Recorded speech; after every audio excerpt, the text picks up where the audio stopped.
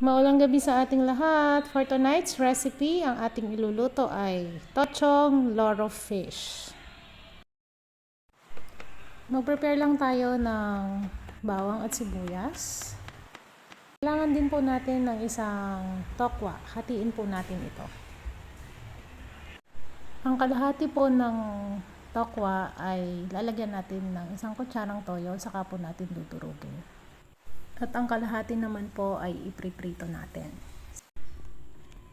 Igisa natin ang bawang at sibuyas hanggang sa mag-golden brown po ito. Isunod po natin ang tomato paste. Wala po kasing available na kamatis sa bahay kaya tomato paste po ang nilagay ko. Saka po natin ihahalo yung tokwa po na dinurog po natin kanina.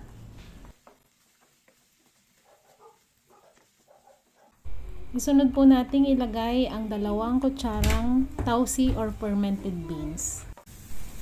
Dagdagan po natin ng tubig para po mas maluto po ang ating tokwa.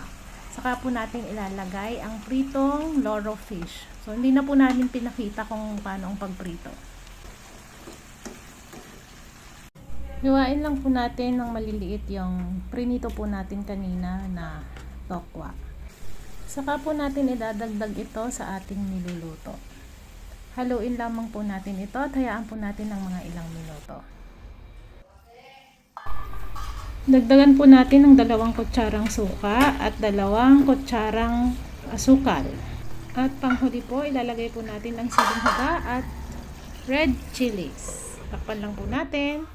At ito na nga po, luto na ang ating tochong loro fish. Tara, samahan niyo po akong kumain. Kain po tayo. Happy eating po sa lahat. God bless. Salamat po sa panonood.